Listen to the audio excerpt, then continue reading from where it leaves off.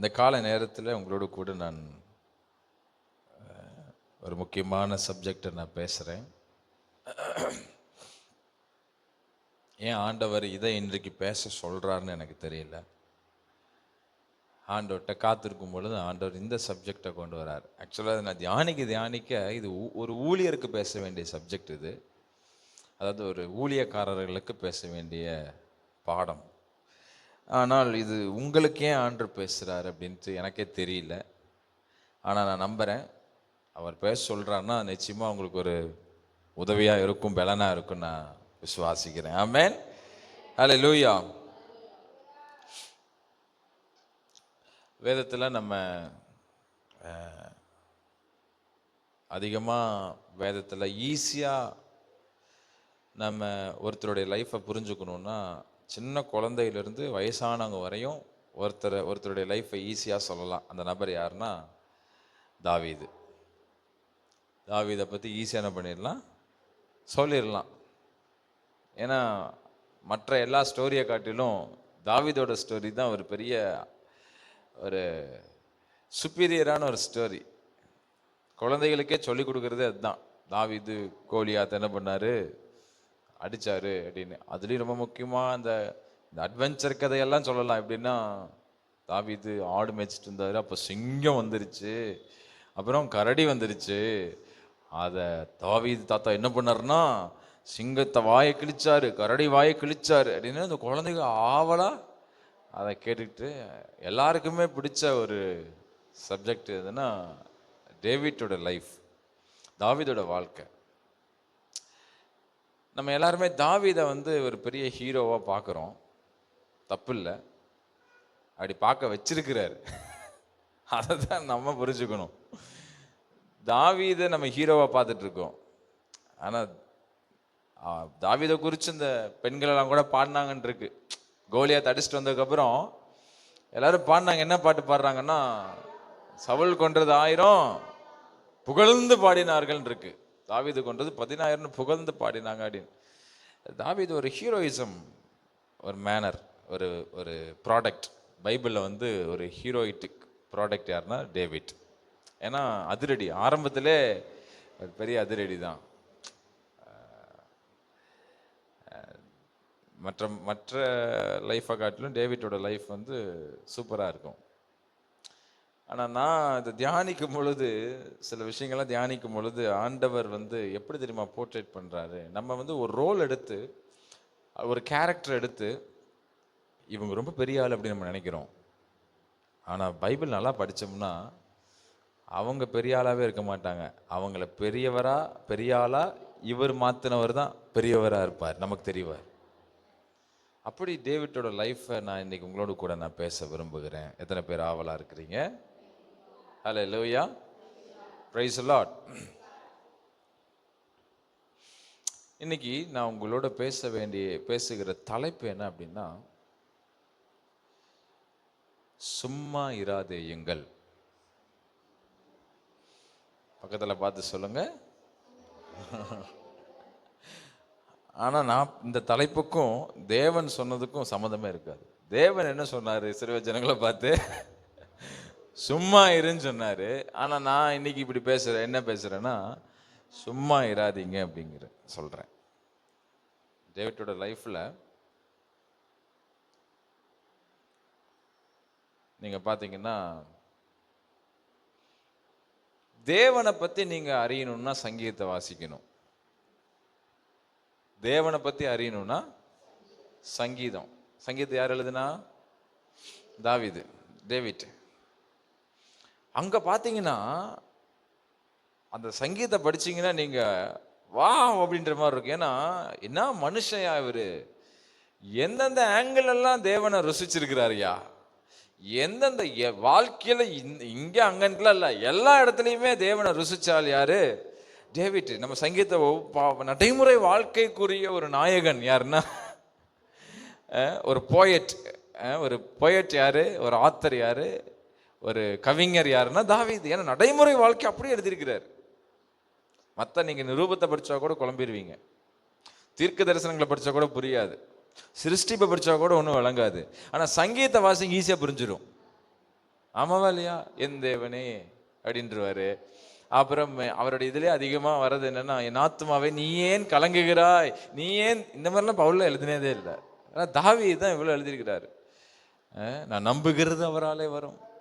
அவன் என் மேல ஆணு வாயை திறந்துட்டு இருக்கான். இதெல்லாம் பார்த்தீங்கன்னா நடைமுறை வாழ்க்கையில அனுபவிக்கிற பிரச்சனைகளை எழுதி அந்த பிரச்சனையில தேவனை வெளியே கொண்டு வந்து காட்டினது யாருன்னா தாவீது. நம்ம சங்கீதத்தை பார்க்கும் பொழுது தாவீதை ரொம்ப பெருசா பார்க்கிறோம்.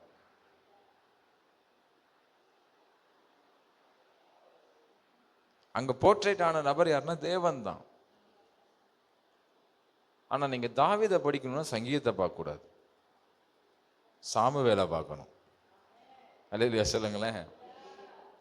எதை பார்க்கணுங்க? தேவனை படிக்கணும்னா எதைய படிக்கணும்?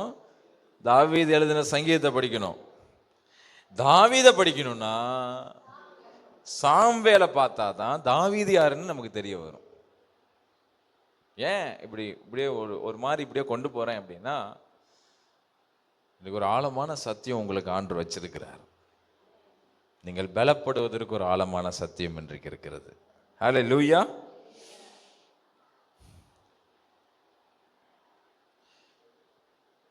எல்லா சூழ்நிலையிலுமே தாவீது வெற்றி பெறுகிறவன். தாவீதுனாவே யாருன்னா விக்டோரியஸ் மேன், ஜெயமுள்ள ஒரு மனிதன்.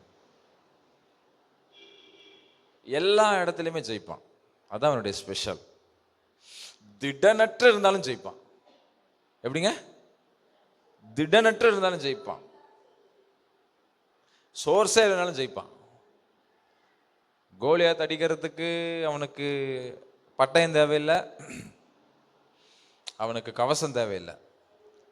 சிங்கத்தையும் கரடியும் அடிக்கிறதுக்கு அவனுக்கு மயக்கூசி தேவையில்லை, ஈட்டியோ கோடரே தேவையில்லை. எதுவுமே இல்லாம ஜெயிக்கிறவன். ஒரு ஆமென் சொல்லுங்க பார்க்கலாம்.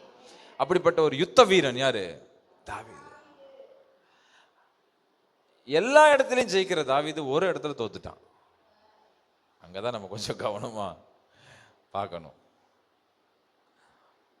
எல்லா இடத்துலையும் ஜெயிக்கிற தாவீது ஒரு இடத்துல தோக்குறான். எந்த இடம்னு உங்களுக்கு நல்லா தெரியும் நினைக்கிறேன். சொல்லுங்க.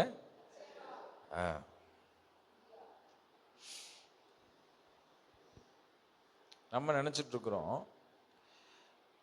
தாவீது பாவம் செஞ்சதுனால தான் அவன் வாழ்க்கையில இவ்வளோ ப்ராப்ளம் எல்லாம் வந்துச்சு அப்படின்னு நம்ம நினைக்கிறோம். எவ்வளோ ப்ராப்ளம்? சவுல் துரத்துனது, அப்புறம் அநேக போராட்டங்களே டிராவல் ஆனது பாவம் செஞ்சனால இல்லை. பாவம் செய்யறதுக்கு முன்னாடியே அவனுக்கு சோதனையாக தான் வாழ்க்கை தொடங்கினதுலேருந்தே. அவனுக்கு என்னது தான், என்னைக்கு அழைப்பு வந்துச்சோ, என்னைக்கு அபிஷேகம் வந்துச்சோ, அன்னையிலேருந்தே அவனுக்கு என்ன வருது? சோதனைகள் வருது. உங்களை பார்த்து சொல்கிறேன், நீங்கள் சாதாரணமாக வாழ்ந்த வரையிலும் உங்களுக்கு சோதனை குறைவு. தேவனுடைய அழைப்புக்கு வந்ததுக்கப்புறம் தான் சோதனையே ஸ்டார்ட் ஆகுது. அல்லேலூயா சொல்ல மாட்டேங்க. ஆமேன் சொல்லுங்களேன். அதனால நீங்கள் தைரியமாக ஆமேன் சொல்லணும். என்ன பாஸ்டர், நான் ஆண்டவரை ஏற்றுக்கொண்டதுக்கப்புறம், என்ன நான் விசுவாசத்துக்குள்ள வந்ததுக்கப்புறம், ரட்சிக்கப்பட்டதுக்கப்புறம் எல்லாம் ஸ்மூத்தாக போகுன்னு பார்த்தா, நான் நினைக்கிறதுக்கு நேர்மாறா எல்லாம் நடக்குதே அப்படின்னு சொல்லி நீங்க சொல்லலாம். பிப்ளிக்கலா அழைப்பை பெற்றவன், அபிஷேகத்தை பெற்றவனுக்கு தான் பயங்கரமான சோதனைகள் வருது. ஆமென். ஆனா அப்படிப்பட்ட சோதனைகளை எல்லாவற்றையும் தாண்டி வந்தாரு தாவீது. சவுல் தாவீதுக்கு விரோதமா எழும்பும் பொழுது கொல்லணும்னே வகை தேடினான். யாரு? சவுல். தாவீது எப்படி அது கொல்லணும்னே வகை தேடினா, ஆனா எஸ்கேப் ஆயிட்டாரு. அந்த போராட்டத்திலேருந்து மேற்கொண்டார். சவுல் மரணம் அடைகிற வரையும் தாவீது தான் உயிரை கையில பிடிச்சிக்கிட்டே காப்பாத்திட்டார். ஆமென் சொல்லுங்களேன். பெலிஸ்தியர் எத்தனையோ பேர், தாவீதுக்கு எதிரியா எத்தனையோ பேர் வந்தாங்க. அத்தனை பேர்கிட்ட இருந்தும் தான் உயிரை காப்பாத்தினார். எல்லா சோதனைகளையும் ஜெயித்து வருகிறார். எல்லா சோதனைகளையும். அந்த வாழ்க்கையில இந்த ஒரு சோதனையில தாவீதால என்ன பண்ண முடியலன்னா ஜெயிக்கும். என்ன சோதனை அப்படின்னா, ஒரு பெண்ணிட்ட என்ன ஆயிட்டாரு? விழுந்துட்டார். சரி, இப்ப நான் அந்த அதை வச்சு உங்ககிட்ட பேச வரல. அதாவது பெண்ணில் விழுந்துடாதீங்க, ஆணில் விழுந்துடாதீங்க அப்படின்னு பேச வரல. எதனால அவன் விழுந்தான்? அதை நம்ம கொஞ்சம் நோட் பண்ணலாம். வாழ்க்கையில் அநேக நேரங்களில் நம்ம சில இடங்களில் விழுந்து போகிறோம், சோர்ந்து போகிறோம், பலவீனப்பட்டு நம்ம தவறு விடுகிறோம் சில காரியங்களில். அதற்கு இவருடைய சப்ஜெக்ட்லேருந்து இன்றைக்கி ஒரு பாயிண்ட்டை நம்ம எடுக்கலாம்னு நான் நினைக்கிறேன், தோண்டி எடுக்கலாம். 2 சாமுவேல் 12ஆம் அதிகாரம் எடுங்க பார்க்கலாம். 2 சாமுவேல் 12.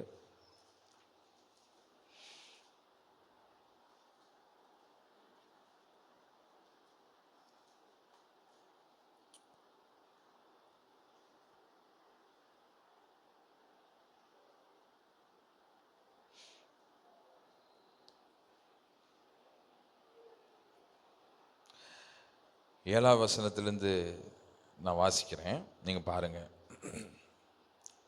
அப்பொழுது நாத்தான் தாவீதை நோக்கி, நீயே அந்த மனுஷன், இஸ்ரவேலின் தேவனாகிய கர்த்தர் சொல்லுகிறது என்னவென்றால், நான் உன்னை இஸ்ரவேலின் மேல் ராஜாவாக அபிஷேகம் பண்ணி உன்னை சவுலின் கைக்கு தப்புவித்து உன் ஆண்டவனுடைய வீட்டை உனக்கு கொடுத்து உன் ஆண்டவனுடைய ஸ்திரீகளையும் உன் மடியிலே தந்து இஸ்ரவேல் வம்சத்தையும் யூதா வம்சத்தையும் உனக்கு கையளித்தேன். இது போதாதிருந்தால் இன்னும் உனக்கு வேண்டியதை. இந்த 2 வசனத்தில் நான் உங்களுக்கு ஒன்று சொல்றேன்.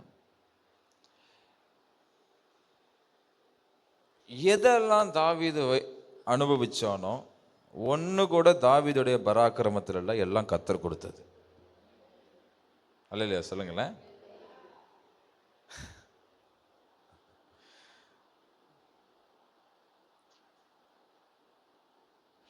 தாவீதே ஒரு ஸ்டேட்மெண்ட் சொல்லுவார், சிங்கத்தின் வாய்க்கும் கரடியின் வாய்க்கும் என்னை தப்புவித்த தேவன் இந்த பெலிஸ்தியனுடைய வாய்க்கும் தப்புவிக்க வல்லவர். அப்ப அவர் நல்லா தெரியுது யார் தான் தப்பு வச்சாருன்னு. சிங்கத்தை அடிக்கிற கெப்பாசிட்டி இருந்தாலும், சிங்கத்தை அடிச்சு ஆட்டையும் காப்பாற்றி, அந்த சிங்கம் தாவீது ஆட்டை விடுவிக்கும் பொழுது அந்த சிங்கம் வாய் சும்மா இருக்குன்னு நினைச்சிட்டு இருக்கீங்களா? அது ஏற்கனவே கவிட்டு இருக்கு. அந்த ஆட்டை விடுதலை ஆக்குனதுக்கு அப்புறம் அந்த சிங்கம் நேரம் யார் மேல பாஞ்சுதுன்னு வசனம் இருக்குன்னா, தாவீது மேல பாஞ்சுதான். ஒரு ஆமென் சொல்லுங்களேன். எப்படிங்க? தாவீதின் மேல பாய்தான். சிங்கத்தை வாயை திறக்கிறதே பெரிய விஷயம், அதோடைய பவரே வேற. ஒரு சின்ன பையன் சிங்கத்தின் வாய்க்கு ஆட்டை இழுத்து ஆட்டு கழுத்தை வாயிலிருந்து எடுத்து ஆட்டை தூக்கி போட்டான்னா, அடுத்தது அந்த சிங்கம் எவ்வளோ உக்கிரமா இவனை பிடிக்க வந்திருக்கும். ஆனா அவன் அந்த சிங்கத்தை வாயை என்ன பண்ணிட்டான் இருக்கு, கிழித்து போட்டான் இருக்கு. இந்த பலன், அந்த சிங்கத்தின் மூர்க்கம், அந்த சிங்கத்தின் கோபத்துக்கு தப்புவிக்கிற ஒரு தேவன் அவனோடு இருந்ததுனால தான், அவனுக்கு ஆண்டவர் துணை செய்தனால்தான் அவனால் அங்கே ஜெயிக்க முடிந்தது. அதே மாதிரிதான் தாவீது எடுத்து வீசின கல்லு கோலியாத்தை விழ வைக்கல. அதுக்கு சிறந்த ஒரு வெளிப்பாடு நம்ம அடிக்கடி தியானிச்சிருக்கிறோம். எப்பயுமே 4 ஹெட்ல இப்படி தட்டினோம்னா யாரா இருந்தாலும் இப்படி பின்னாடி தான் போவாங்க. பாருங்க, நீ ஜாம் பண்ணும் போது யாராவது சில பாசஸ் கை வச்சாங்கன்னா, சிலர் இப்படி தள்ளிவிட, இப்படி கை வச்சாவே நமக்கு என்ன ஆகும், அப்படியே அப்படி பின்னாடி தான் போய் விழுக தோணும். கல் ஃபோர்ஸை வெடிக்கும் போது இப்படி தான் விழுகணும். ஆனால் அவன் எப்படி விழுந்தான் இருக்குன்னா, முகங்குப்புற விழுந்தான். அப்போ அடி முன்னாடி விழுகல, அடி பலமா எங்க விழுந்திருக்குன்னா பின்னாடி. அடிச்சது யாருன்னா, ஆமா, மோசேட்ட கோலை மட்டும்தான் நீட்ட சொன்னார், ஆனா காத்து அனுப்புனது கர்த்தர். ஆமாம், சொல்ல மாட்டீங்களா? அப்போ எல்லா அற்புதங்களுக்கும் பின்னாடியும் எல்லா சக்சஸுக்கு பின்னாடி தேவன் இருந்துட்டு தான் இருக்கிறாரு. நம்ம வாழ்க்கையில சின்னதா இருக்கட்டும் பெருசா இருக்கட்டும், எல்லா வெற்றியும் கர்த்தரால தான் வருகிறது. எல்லா ஆசீர்வாதமும் கர்த்தரால தான் வருது. நம்ம நினைக்கிறோம் தாவீது கோலியாத்தை அடிச்சிட்டா, சவுலால முடியல, தாவீதால முடிஞ்சது அப்படின்னு நினைக்கிறோம். இல்லை இல்லை, தாவீதுடைய தேவனால தான் அது முடிஞ்சது. அந்த வார்த்தையை பாருங்களேன். உன்னை இஸ்ரவேலின் மேல் ராஜாவாக அபிஷேகம் பண்ணது நான் தான், உன்னைய சவுலின் கைக்கு தப்பு வச்சது நான் தாங்கிறாரு. ராமன் சொல்லுங்களேன், அல்லேலூயா சொல்லுங்களேன். சவுலின், தாவீது ஓடி ஓடி போகல, கர்த்தர் ஓட பண்ணார். சவுல் செவுத்தோட வச்சு குத்தலான்னு வரும் பொழுது தாவீது மிஸ் ஆகல, தேவன் மிஸ் பண்ண வச்சார். நம்ம நினைச்சுக்கிட்டு இருக்கிறோம் வண்டியில போகும்பொழுது ஜஸ்ட் மிஸ்ல நாய் பின்னாடி போச்சு. இல்ல போக வச்சாரு. இல்ல சொல்ல மாட்டேன். நம்ம தாவீதை படிக்கும் பொழுது தாவீது ஒரு பெரிய ஹீரோ அப்படின்னு நினைக்கிறோம். இல்ல, எல்லாமே அந்த, அதாவது இப்படி சொல்லலாம், நம்மளுக்கு புரியும் மாதிரி சொல்லணும்னா, பிம்பம் மட்டும்தான் தாவீது, ஆனா ஃபுல் ஒர்க்கும் யாருடையதுன்னா தேவனுடையது. உன்னை சவுலின் கைக்கு தப்புவித்தது நான், உன்னை அபிஷேகம் பண்ணது நான் தான். நீ எங்க போயிட்டு இருந்த, எதுக்கு பின்னாடி இருந்தனா? ஆடுகளுக்கு பின்னாடி இருந்த. உன்னை கூப்பிட்டதே நான் தான்ப்பா, நீ வரல. உன்னை கூப்பிட்டதே யாரு? நான் தான். ஆடுகளின் பின்னே போயிட்டு இருந்த. நீ எங்கேயோ போயிட்டு இருந்தனா வான்னு கூப்பிட்டு உன்னை அபிஷேகம் பண்ணது நான் தான். உனக்கு வாய்ப்பை கொடுத்தது நான் தான். கரெக்டா உங்க அப்பா உன்னைய சவுலின் சேனைக்கு அனுப்ப வச்சது நான் தான். அங்க கோலியாத்தை அந்த டைம்ல நிக்க வச்சது நான் தான். உனக்குள்ள வைராக்கியத்தை கொடுத்தது நான் தான். அடிச்சது நான் தான். எல்லாமே நான் தான். உன்னை தப்பு வச்சது, இஸ்ரவேலின் ஜனங்களை தப்பு வச்சது நான் தான். எல்லாமே நான் தான். அதுக்கப்புறம் பாருங்க 8ஆம் வசனத்துல, உன் ஆண்டவனுடைய வீட்டை உனக்கு, அதாவது சவுலுடைய வீட்டையே கொடுத்தாராம். சவுலுடைய வீடுனா என்னது? அவனுடைய ஆஸ்தி, அவனுடைய குடும்பமே அவங்க கண்ட்ரோலுக்குள்ள, தாவீதின் கண்ட்ரோலுக்குள்ள வந்துருச்சு. பாருங்க, சவுல் யோனத்தான் போனதுக்கு அப்புறம் அவன் வம்சத்துல மேவி போசேத்துன்னு ஒருத்தன் பிறந்தான். அவன் கடைசி வரையும் தாவீது உட்கார்ந்து சாப்பிட்ற இடத்துல உட்கார வச்சிருந்தான். இதுல இல்லாத ஒரு மேட்ரு ஒன்று இருக்கு. இது சொல்றதுக்கு எனக்கு கஷ்டமா தான் இருக்கு, இருந்தாலும் சொல்றேன். ஏன்னா படிச்சதுனால சொல்லிடணும், அப்பதான் உங்களுக்கு கொஞ்சம் தெளிவா இருக்கும். அதுக்கப்புறம் ஒரு வார்த்தை வருது பாருங்க, அது கொஞ்சம் கஷ்டமா இருக்கு பாருங்க. உன் ஆண்டவனுடைய ஸ்திரீகளையும், அப்படின்னா என்ன அப்படின்னா, ஆண்டவனுடைய ஸ்திரீ, அவனுக்கு ஆண்டவன் யாருன்னா சவுல் தான். சவுளுடைய ஸ்திரீகள்லாம் பிள்ளைகள்ல, சவுளுடைய மனைவின்னு.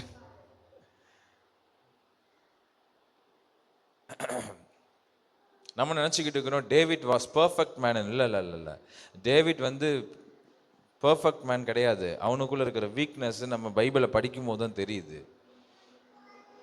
ஒரு மனுஷனுடைய வெற்றிக்கு பின்னாடி தேவனுடைய பரிபூர்ணத்தால மட்டும்தான் முடியும் நான் விசுவாசிக்கிறேன். நம்ம எப்பேற்பட்ட கேரக்டர் பர்ஃபெக்ட் மேனா பார்த்தாலும் அவனை பர்ஃபெக்ட் பண்ணது ஆண்டவர் தாங்கிறத நம்ம ஈஸியா புரிஞ்சுக்கலாம் நல்ல வேதத்தை தியானிக்கும் பொழுது. அதாவது அவனை பரிபூர்ணப்படுத்தின தேவன் தான். அவன் பலவீனமான பாண்டம், மனிதன் பலவீனமானவன். தாவீது எதில் வீக்கா இருந்திருப்பான் நீங்க புரிஞ்சுக்கலாம். இப்போ இந்த வார்த்தை படிக்கும்போது தாவீது எதில் வீக்கா இருந்திருப்பான் அப்படின்ட்டு நீங்க வேணா செயின் பண்ணி பாருங்களேன். அப்படியே தாவீது இந்த லேடிஸ் விஷயத்துல கொஞ்சம் வீக்கா இருந்ததுனால்தான் போற இடத்துல எல்லாம் கல்யாணம் பண்ணிட்டே இருக்கிறான். எங்க எதுக்கு போறான், அங்க யாரை கல்யாணம் பண்றான்? அபிகாயில கல்யாணம் பண்றான். சாகும்போது கூட ஒரு வாலிப. இதோடைய செயின் என்ன ஆகுது பாருங்க. இவன் அதுல கொஞ்சம் வீக் ஆனதுனால அவன் பையன் 1000 பேரை கல்யாணம், 700 மனைவியும் 300 மறுமனை ஆட்டிகளும். யார் அவன் பையன்? யாரு? சாலமோன். செயின் பண்ணி பாருங்களேன், கரெக்டா பர்ஃபெக்டா மேட்ச் ஆகும். ஹல்லேலூயா. கோலியாத்தை அடிக்கிற தாவீது, பெலிஸ்தியரை ஓட விடுற தாவீது, இந்த ஒரு சின்ன பலவீனத்துல அவனால் என்ன பண்ண முடியல. இந்த இடத்துல பெர்ஃபெக்டான நபர் யாருன்னா யோசேப்பு. அப்படிதான் நம்ம மேட்ச் பண்ணிக்கணும். யோசேப்பு யுத்தம் பண்ணல, யோசேப்பு என்ன பண்ணல, ஆனா தாவீது என்ன பண்றாரு? இன்னைக்கு ஏன் இந்த சப்ஜெக்ட் எடுக்கிறேன்னா, யுத்தம் பண்றவங்களுக்கு இப்படி பிரச்சனைகள் வரும் இருக்கு. அதனாலதான் இன்னைக்கு தொடங்கும் போதே சும்மா இருக்காதீங்கன்னு சொன்னேன் நான். எதையா ஒன்று யுத்தம் பண்ணுங்க.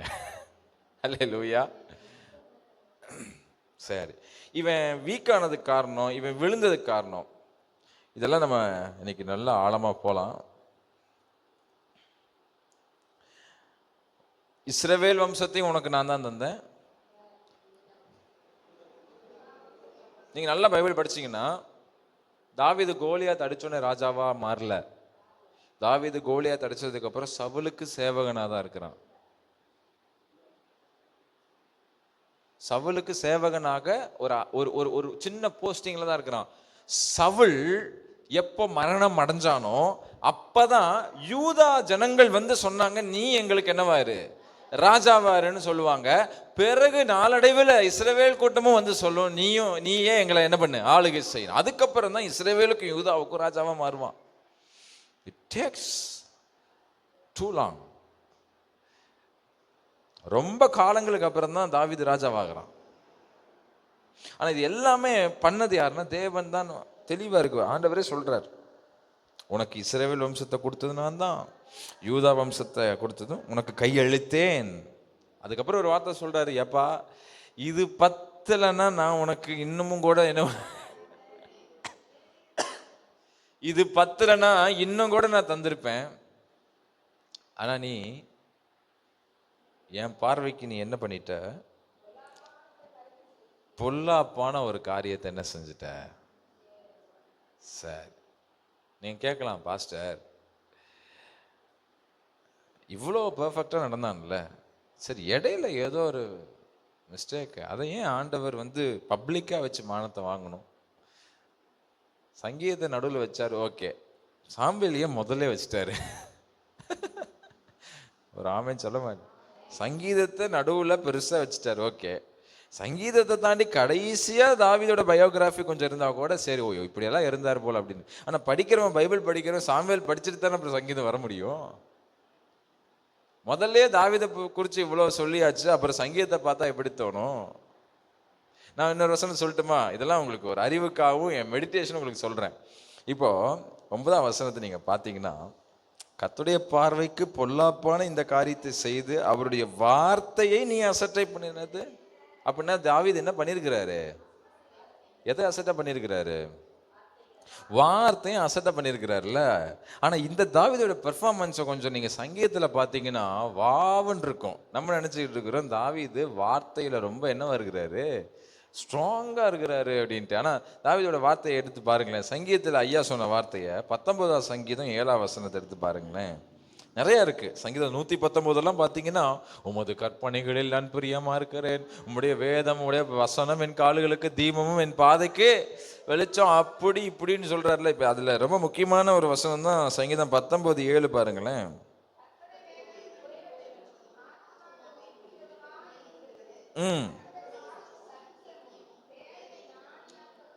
எட்டாம் வசனம் வாசிங்க. கர்த்தருடைய நியாயங்கள் செம்மையும் இருதயத்தை சந்தோஷிப்பிக்கிறதுமா இருக்கிறது, கர்த்தருடைய கற்பனை தூய்மையும் என்னவா இருக்கு, கண்களை தெளிவிக்கிறதா இருக்குன்னு சொன்ன தாவீது இங்க கண்ணுல என்ன வந்துருச்சு? எதை பார்த்துட்டு இருக்காரு ஐயா? பத்சேபால பார்த்துட்டு இருக்காரு. வேதத்தையே பார்த்து கண்களை தெளிவாக்குதுன்னு சொன்ன தாவீது 2 சாமுவேல் 12ஆம் அதிகாரத்துல கர்த்தருடைய வார்த்தை என்ன பண்ணிட்டு இருக்கிறாரு? அசட்டா பண்ணிட்டாரு. நம்ம 19ஆவது சங்கீதம் 7ஆம் வசனத்தை பார்க்கும்போது, சே தாவீது பாரு எவ்வளவு தெளிவுள்ளவனா பார்த்திருக்கிறான். ஆனா சாமுவேல தேவனுடைய அங்கலாய்ப்பு என்ன, நீ என் வார்த்தை என்ன பண்ணிட்ட, அசட்டா பண்ணிட்ட. சரி, இது இந்த சப்ஜெக்ட் அப்படி நிறுத்திட்டு ரீசனுக்குள்ள போயிடலாம். உங்களுக்கு அந்த கதை தெரியும்ல, தாவீது என்ன எதுல பலவீனமா இருந்தாருன்னு மேக்சிமம் எல்லாத்துக்கும் தெரியும்.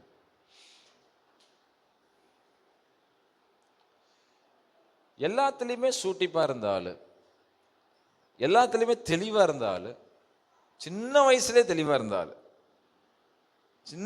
தெளிவா இருந்தாலும் இந்த விஷயத்தில் எப்படி கோட்டை விட்டார்? ஒரு கேள்வி வருது. இன்னொரு கேள்வி, எல்லா கைக்கும் தப்பு வச்ச தேவன் ஏன் பத்சேபாளுக்கு தப்பு வைக்கல? ஒரு கேள்வி வருதா?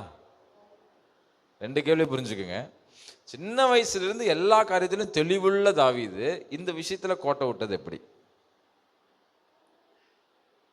இது எக்ஸ்பிளைன் பண்ணுமா?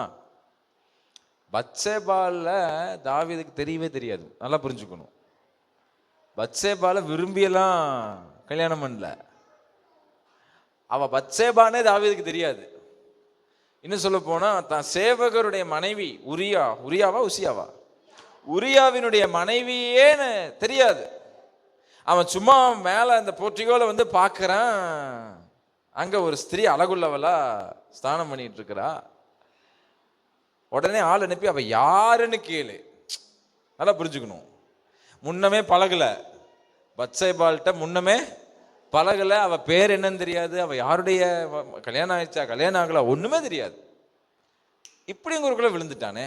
அதுதான் என்னை ரொம்ப சிந்திக்க வைக்கிற ஒரு காரியம். ரொம்ப லாங் ப்ராசஸ்ல முன்னமே பார்த்துட்டு முன்னமே பழகி விழுந்திருந்தா கூட சொல்லலாம். ஆனா இப்படிங்கிற ஒரு நொடியில எப்படி விழ முடியும்? தாவீது ரொம்ப தெளிவுள்ளவனாச்சே. தாவீது ரொம்ப லாங் கேப்ல பழகி விழுக போற நேரத்துல கத்தர் காப்பாத்தாம இருந்ததா கூட சரி, கத்தர் மேல குறை சொல்லலாம். ஆனா இங்க இப்படிங்கிறக்குள்ள விழுகிறானா, அப்ப கத்தரும் ஏன் காப்பாத்தல? அது கொஞ்சம் நம்ம சொல்லுங்க. முன்னமே தப்பு மேல தப்பு பண்ணி வந்து கத்தரை சோதிச்சுக்கிட்டே வந்து விழுந்தா கூட கத்தர் சொன்னதை கேட்காம போயிட்டான் அப்படின்னு இருக்கு. ஆனா இங்க ஜஸ்ட் பாருங்க, எதுவுமே பண்ணல. சாயங்காலம் தூங்கி எந்திரிச்சு வந்து இப்படி பாக்குறான், நல்ல மனுஷனா தான் பாக்குறான். நல்லா கவனிங்க, நல்ல மனுஷனா தான் அப்படியே உலாத்தி கொண்டிருந்தான் இருக்கு. அப்படின்னா என்னுடைய ஸ்லாங்ல பாத்தீங்கன்னா வேடிக்கை பார்த்துட்டு இருந்தான், இல்லைன்னா வாக்கிங் போயிட்டு இருந்தான், அப்படியே எங்கேயும் அங்குமா நடந்துகிட்டே இருந்தான். அப்போ ஒரு காட்சி, ஒரு பெண் வந்து ஸ்நானம் பண்ணிட்டு இருக்கிறா, அழகுள்ளவளா இருந்தான் இருக்கு. அந்த பார்த்தோன்னே ஒரு செகண்ட்ல விழுவதற்கும், ஒரு செகண்ட்ல எல்லாம் பாருங்க, துணிகரத்தின் மேல துணிகரம். எப்படின்னா உடனே ஆள் அனுப்பி அவ யாருன்னு விசாரி அவளை கூட்டுவான்னு சொல்லி அவளோட சயனிச்சு, அதுக்கப்புறம் உரியாவோட மனைவின்னு கேள்விப்பட்டோடனே உரியாவை தாங்கொள்ளாம, இவன் கொள்ளாம இவனை வேணும்னே போய் எதிரிகிட்ட அனுப்பிவிட்டு உரியாவை கொல்ல வச்சு, இவனை மறுபடியும் பத்சேபாளை கல்யாணம் பண்ணி வீட்டில் வச்சு இத்தனை வேலையை தாவீது பார்த்துருக்கிறார். எப்படி இவ்வளோ துணிகரமாக செய்ய முடியும்? ஆனால் நீங்கள் வேதத்தை எடுத்து பார்த்தீங்கன்னா சங்கீதத்தில் வாசியும், உமது கட்டளைகளை பயந்திருக்கிறேன், உம்முடைய பிரமாணங்கள் எனக்கு போதியும், இப்படியும் அப்படியே பயங்கரமாக பேசியிருக்கிறாரு. சாம்வேல்ல இந்த மேட்டரை நம்ம அதிகமாக சீரியஸாக எடுக்கிறது இல்லை. ஏன் ஆண்டவர் முதல்ல வச்சுட்டாருன்னா, என்னதான் பைபிளில் எல்லாருமே பூரணமாக நமக்கு தெரிகிற மாதிரி இருந்தாலும் அவர்களுக்குள்ளேயும் பலவீனம் இருக்கு. அந்த பலவீனத்தில் அவருடைய பலன் இருந்ததுனால தான் இவங்கெல்லாம் ஹீரோஸாக மாற முடிஞ்சது. அதுக்காக மாத்திரம் நமக்கு வைக்கல. இந்த சப்ஜெக்ட்லாம் ஏன் வச்சிருக்கிறாருன்னா, நாம இதிலிருந்து விடுவிக்கப்படுவதற்காக கர்த்தர் நமக்கு வைத்திருக்கிறார். ஆமென் சொல்லுங்க பார்க்கலாம்.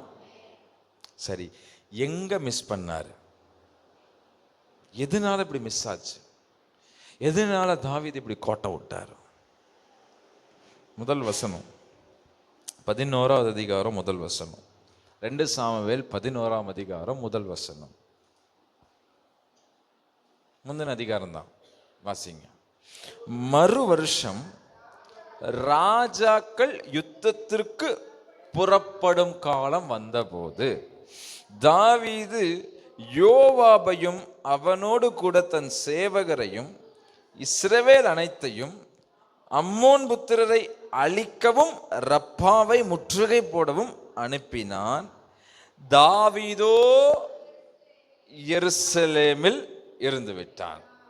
இந்த ஒரே வசனம் போது எவ்வளவு தெளிவான சத்தியம் நமக்கு விளங்குங்கிறத நீங்க பார்க்கலாம். ராஜாக்கள் யுத்தத்திற்கு புறப்படும் காலம் வந்த பொழுது எல்லாரையும் அனுப்பின தாவீது மாத்திரம் எங்கே இருந்துட்டான்னா எருசலேம்ல உட்கார்ந்துட்டான். ஆனா யுத்தத்திற்கு போக வேண்டிய நபர்கள் யாரு? ராஜாக்கள். தாவீது யாரு சொல்லுங்க? யாருங்க? ராஜா, lion of Judah, sorry king of Judah, king of Israel. யாரு? டேவிட். யுத்தத்திற்கு புறப்படுகிற ஒரு காலம் வந்த பொழுது ராஜாக்கள், அதுவும் பாருங்க, யார் கண்டிப்பா போய் ஆகணும்னா ராஜாக்கள் போய் ஆகணும். அப்படிப்பட்ட ஒரு காலம் வந்த பொழுது எல்லாரையும் அனுப்பிட்டான். இவனுக்கு ஒரு தலையாய ஒரு அதிகாரி யாரு? யோவாப். யோவாப் தான் அங்க போட்டிருக்கு. யோவாபையும் அவனோடு கூட சேவகரையும் இஸ்ரவேல் அனைத்தையும் என்ன பண்ணிட்டான்? எல்லாத்தையும் அனுப்பிட்டு ஐயா என்ன பண்ணிட்டாரு? எருசலேம்ல தங்கிட்டார். இங்கதான் ப்ராப்ளம். அதுக்கு முன்னாடியும் தாவீதோட கர்த்தர் பேசிட்டு தான் இருந்தாரு. அதுக்கு முன்னாடி வரையிலுமே தாவீது ஒரு கரெக்டான பாதையில தான் போயிட்டு இருந்தாரு. எங்க மிஸ் ஆச்சுன்னா, யுத்தத்திற்கு போக வேண்டிய காலத்திலே போகாமல் உட்கார்ந்ததுனாலதான் வந்த வேணை. உட்கார்ந்தானா, எருசலேம்ல உட்கார்ந்தானா, நீங்க பாருங்க, எருசலேம்ல உட்கார்ந்ததுக்கு அப்புறம் என்ன ஆகுது? ஒரு நாள் என்னங்க சாயங்காலத்தில் தாவீது, இந்த ஸ்டேட்மெண்ட்டே படிக்கும் போது தெரிஞ்சிடலாம் தாவீது எப்ப தூங்கி இருக்கிறாரு.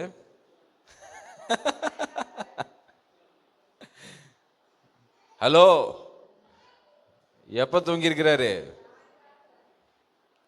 அப்படின்னா எப்பத்துல இருந்து தூங்கி இருப்பாரு நீங்க நினைக்கிறீங்க? மதியம் லஞ்ச் முடிச்சுட்டு, அதான் மதியம் லஞ்ச் முடிச்சுட்டு அப்படியே உண்ட மயக்கம் படுத்தவர் எப்ப எந்திரிக்கிறாரு? பொழுது போனதுக்கு அப்புறம். நீங்க ராத்திரி தூங்குறதுல தாங்க ஆசீர்வாதம் இருக்கு. மத்தியானத்துல தூங்குனீங்கன்னா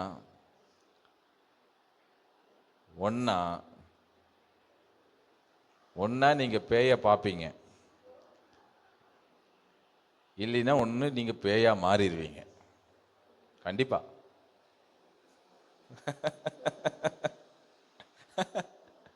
ஒன்னா நீங்க பேய பாப்பீங்க, ஒன்னா நீங்க பேயா மாறிடுவீங்க. It's true, the statement is true.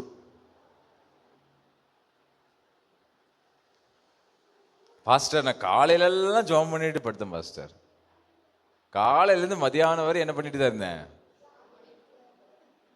நல்லா ஃபாஸ்டிங் போட்டு காலையிலிருந்து மத்தியானம் வரை நல்லா வேர்டு வர்ஷிப் ப்ரேயர்னு போயிட்டு இருக்கும்.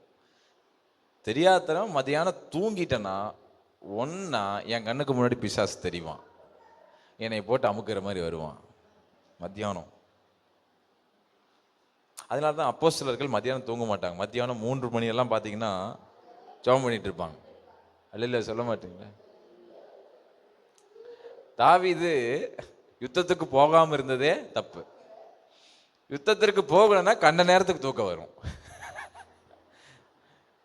ஆமென் சொல்ல மாட்டேன். அதாவது இப்படி கூட சொல்றேன், செய்ய வேண்டிய வேலை செய்யலன்னா தூக்கம் தாறுமாறா வரும். செய்ய வேண்டிய காலத்தில் செய்யாமல் விட்டுட்டா சில தூக்கம் நம் வாழ்க்கையை கெடுக்க வரும்.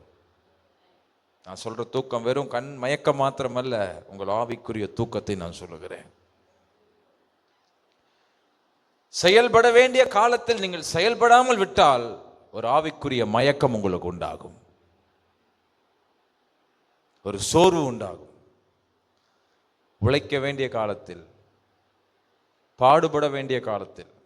அதனால்தான் வெட்டுக்கிளியை பார்த்து சொன்னாரு, ஏ வெட்டுக்கிளியே நீ போய், சோம்பேறியே நீ போய் எறும்பின் இடத்துல போய் என்ன பண்ணு, அது ஞானத்தை கற்றுக்கொள்.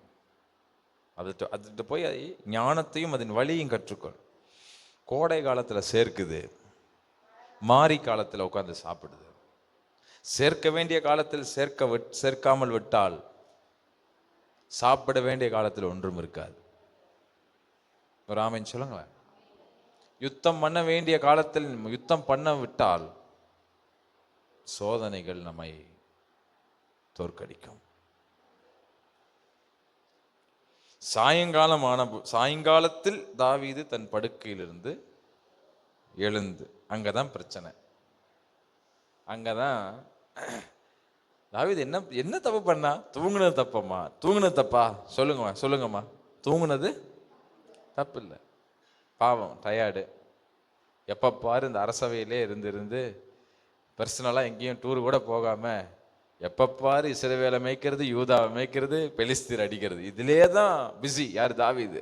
சரி, எல்லாரையும் அனுப்புனது நான் நினைக்கிறேன் பாவம் செய்யறதுக்காக இல்லை. நல்லா புரிஞ்சுக்குங்க. பத்சேபால தாவீதுக்கு தெரியவே தெரியாது.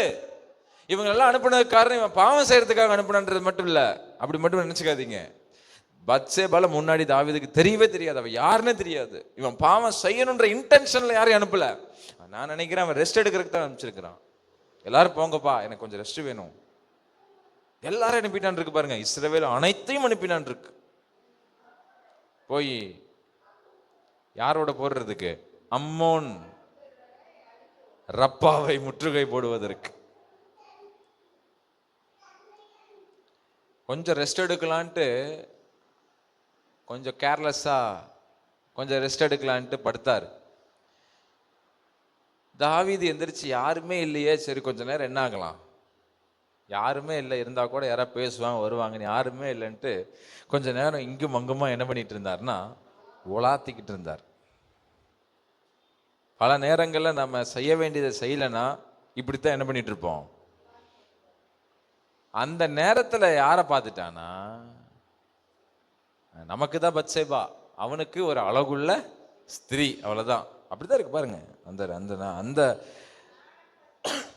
அரண்மனை பாருங்க, தன் படுக்கையிலிருந்து எழுந்து, 2ஆம் வசனம், அரண்மனை உப்பரிகையின் மேல் உலாத்தி. அதனால இதுல ஒண்ணு புரிஞ்சுக்கலாம், வேலை இல்லாம சும்மா சுத்துறவன் கொஞ்சம் கவனமா தான் இருக்கும். கொஞ்சம் கவனமா தான் இருக்கணும். உங்களுக்கு எந்த வேலையும் இல்லைன்னா எங்கேயும் சுத்தாதீங்க, பேசாம வீட்டில் இருந்துருங்க, நல்லது. வேலை இல்லைன்ட்டு ஊர் சுத்திக்கிட்டு இருந்தோம்னா வேலைக்கு ஆகாது. பல விசுவாசிகள் இப்படித்தான் வேலையெல்லாம் முடிச்சுட்டு, வீட்டு வேலையெல்லாம் முடிச்சுட்டு சும்மாவே உட்காந்துருக்குறோம். சரி பக்கத்து வீட்டில் போய் இந்த அக்காட்ட கொஞ்ச நேரம் பேசிட்டு வரலான்னு எட்டி பார்ப்பீங்க, பிசாசை தான் பார்ப்பீங்க. ஒன்னா பிசாசை பார்ப்பீங்க, இல்லை நீங்க என்னவா மாறிடுவீங்க. அங்க போய் ஐக்கியம் வச்சோன்னு நீங்க என்ன ஆயிருவீங்க. ஆமா, வேலை தான் இல்லையே, அப்படியே போகலாம் அந்த அக்கா வீட்டுக்கு போய் கொஞ்ச நேரம் பேசிட்டு வரலாம், பார்த்துட்டு வரலாம் அப்படின்னு உள்ள போவீங்க. நீங்க ஒரு வெகுளியா தான் போவீங்க, கொஞ்சம் என்னது ரிலாக்ஸுக்காக தான் போவீங்க. நீங்க தப்பா போக மாட்டீங்க யாரும், ஆனா ரிலாக்ஸுக்காக தான் போக மாட்டேங்குவோம். சும்மா இருக்கிறமே, சரி போய் இந்த இவங்களை போய் பார்த்துட்டு வரலாம், இவங்க வீட்டுக்கு போயிட்டு வரலான்னு போவோம் பாருங்க. சும்மா இருக்கிறேன் மாத்திரம் ஊரு சுத்தாதீங்க. இல்லையா, சொல்ல மாட்டீங்களே. சும்மா இருக்கிறேன்னு தெருவுக்கு அந்த முனை தொடங்கி இந்த முனை வரையும் அக்கா அக்கா அக்கா சுத்திட்டே இருக்காதீங்க. பச்சைபாலை பார்த்த மாதிரி சிலதை பார்க்கறதுக்கு நேரிடும். பல நேரங்கள் நம்ம வீழ்ந்து போறதுக்கு உலாத்திட்டு இருக்கிறதுனால தான், இங்கும் அங்கும் உலாத்தி கொண்டு இருக்கிறதுனால தான். அப்ப பாருங்க, உப்பரிகின் மேல உலாத்தி கொண்டிருக்கும் பொழுது ஸ்நானம் பண்ணுகிற ஒரு ஸ்திரீயை உப்பரிகின் மேலிருந்து கண்டான். அந்த ஸ்திரீ வெகு சௌந்தரியமாய் வாதியாய் இருந்தாள். அப்பொழுது தாவீது அந்த ஸ்திரீ யார் என்று விசாரிக்க, அப்ப நல்லா புரிஞ்சுச்சா, அப்ப தாவீதுக்கு முன்னமே யார தெரியாது, பத்சபால தெரியாது. இன்டென்ஷனலா தாவீது பார்க்கல, ஆக்சிடென்டலா தான் பார்க்கிறார். அதாவது வேணும்னே பார்க்கல, விரும்பி பார்க்கல, எதிர்ச்சியாக எதிர்ச்சியா பார்க்கிறான். பார்த்தது தப்பு இல்லை. அந்த காட்சி அவனை அடுத்த இடத்துக்கு கொண்டு போக வைக்கிற அளவுக்கு எங்க மிஸ் பண்ணார் தாவீது. ஏன்னா நான் போன வாரம் உங்களுக்கு பிரசங்கம் பண்ணியிருப்பேன்னு நினைக்கிறேன், இந்த கேர்சல் மீட்டிங்ல. அப்போஸ்தலர் 4ஆம் அதிகாரத்துல ஆவியில நிறைஞ்ச அனனியா சப்பீரா, 5ஆம் அதிகாரம் முதல்லயே உள்ள யார் வந்துட்டான்னா பிசாசு வந்துட்டான். இதனால நம்ம நினைச்சிட்டு இருக்கிறோம் பரிசுத்தாவின் உள்ள நிறைஞ்சிட்டு இருந்தாருன்னா பிசாசுக்கு இடமே இல்லைன்னு. அவன் எப்ப வேணா வருவான், இடம் கூடாது இருங்கன்னு சொல்லியிருக்கிறாரு. ஆமீன் சொல்ல மாட்டீங்களா? அவன் வரமாட்டான்னு எங்க சொல்லியிருக்கிறாரா?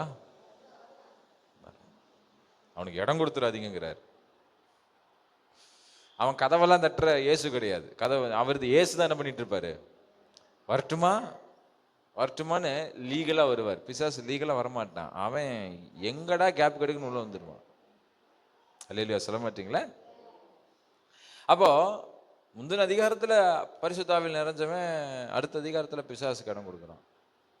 தாவீதோட ஆண்டவர் இருந்தார், ஆமாவா இல்லையா? சவுலை விட்டு ஆண்டவர் ஆவியை விளக்குனது போல தாவீதை விட்டு நான் என்ன பண்ண மாட்டேன்ட்டாரு, அப்போ சாமுவேல் அவன் அபிஷேகம் பண்ணும் பொழுதே அன்றைய தினத்திலிருந்து ஆவியானவர் தாவீதோடு இருந்தார் இருக்குல்ல. கடைசி வரை தாவீது இருந்து போகல. தாவீதோட ஆவியானவர் இருந்து கொண்டே எப்படி பாவம் செஞ்ச முடிஞ்சது? அது எனக்கு ஒரு கேள்வியா இருக்கு. அல்ல சொல்ல மாட்டீங்களே? எத்தனை பேருக்கு வேர்டு வெளிச்சமாகுது? ஏதாவது ஒன்று கிடைக்குமான்னு தேடுறீங்களா? உங்க ஸ்பிரிட்ல ஏதாவது சர்ச் பண்றீங்களா? பண்ணணும். உள்ள ஆவியானவர் இருந்துகிட்டே எப்படி அவனால ஹலோ, நம்ம சத்தியத்தை நல்லா அறிஞ்சிக்க வேண்டிய காலம் இது. மோட்டிவேட்ல வாழக்கூடாது. கத்தர் என்னோட இருக்க எல்லாம் செஞ்சிருவேன். சத்தியத்தை நம்ம அறியணும். ஆவியானவர் அபிஷேகம் எல்லாமே இருக்கு, பவர் இருக்கு, கிஃப்ட் இருக்கு, வரம் இருக்கா இல்லையா அவனுக்கு? இல்ல, அவன் ஒரு தீர்க்கதரிசினே சொல்றாரு. அவனுக்குள்ள பயங்கரமான ஸ்ட்ரென்த் இருக்கு, ஸ்பிரிட் ஆஃப் காட் இருக்காரு, அனாயிட்டிங் இருக்கு, டேலண்ட் இருக்கு, எல்லாம் இருக்கு. ஆனா அந்த ஒரு செகண்ட்ல அவன் பார்த்த தப்பு இல்ல, அதுல கமிட் ஆகிறான் பாருங்க. உடனே அது யாருன்னு விசாரி, யாருன்னு விசாரி.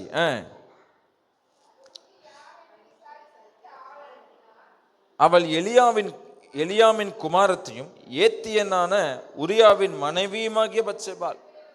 கேட்டதுக்கு அப்புறமா சும்மா இருக்கணும்ல. இந்த உரியா யாருன்னா தாவீதோடைய சேவகத்தில் இருக்கிற ஒருத்தன்.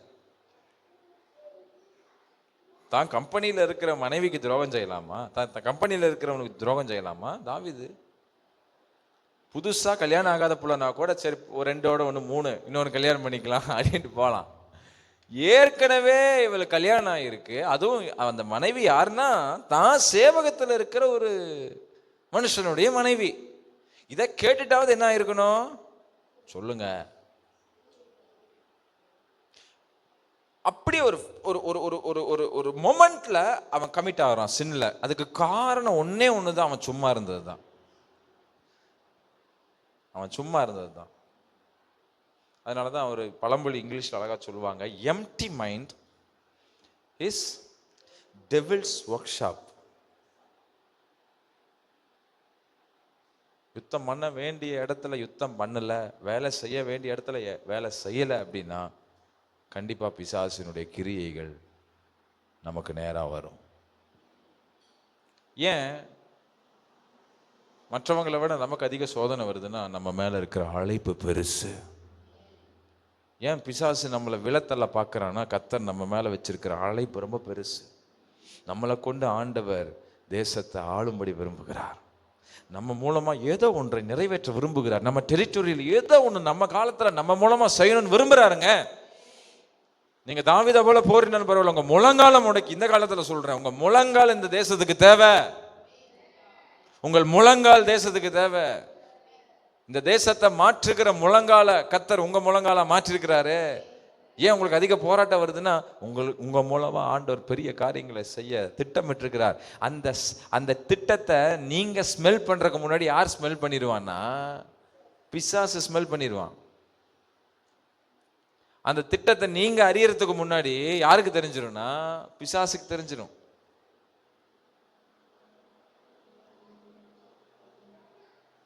ஆதாம் ஏவாளுக்கே தெரியல, யாருக்கு தெரிஞ்சிருச்சு? வந்துட்டானா?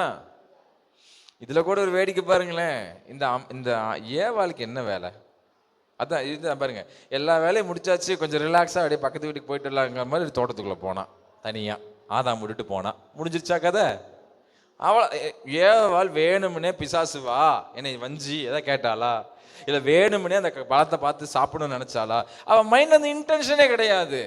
இவ பண்ண தப்பே என்னன்னா சும்மா இருக்கிறோம், கொஞ்சம் அப்படியே எங்க போயிட்டு வரலாம், அப்படியே தோட்டத்துக்குள்ள போயிட்டு வரலான்ட்டு போனா சோழி என்ன ஆகி போச்சு. ஆனா இப்படி போனா முடிஞ்சது. பல நேரங்களில் நம்ம சோதிக்கப்படுறதுக்கு காரணம் சும்மா புரிஞ்சா சரி. நீங்க நினைக்கிறீங்க சோதிக்கப்படுறதுக்கு காரணம் பிசாசுங்க, அந்த பிரச்சனைங்க, இதுங்க அதுங்க, மை வச்சுட்டான் மந்திரம் வச்சுட்டான். மை மந்திரம் எல்லாம் இஸ்ரவேலுக்கு விரோதமா எதுவுமே இல்லைன்ட்டாரு. நீங்க சும்மா இருக்கிறதுனாலதான் தேவையில்லாத சோதனைக்குள்ள சிக்கிறதுக்கு காரணம் நம்ம சும்மா இருக்கிறோம். அதுக்கப்புறம் இந்த சப்ஜெக்டில் தாவீது வலுக்கட்டாயமாக பத்சேபால வர வச்சு, எனக்கு என்னன்னா, எனக்கு இது தியானிக்கும் போது எனக்கு இன்னொரு விஷயம் வந்துச்சு. என்னன்னா, அந்த பத்சேபால் மாத்திரம் ஒழுக்கமானவெல்லாம் கிடையாது.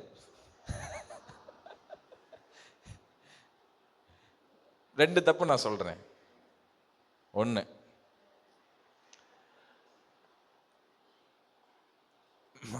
மேல இருந்து பார்த்தா குளிக்கிறது தெரியுதுன்னா இவ என்ன பண்ணிருக்கணும்?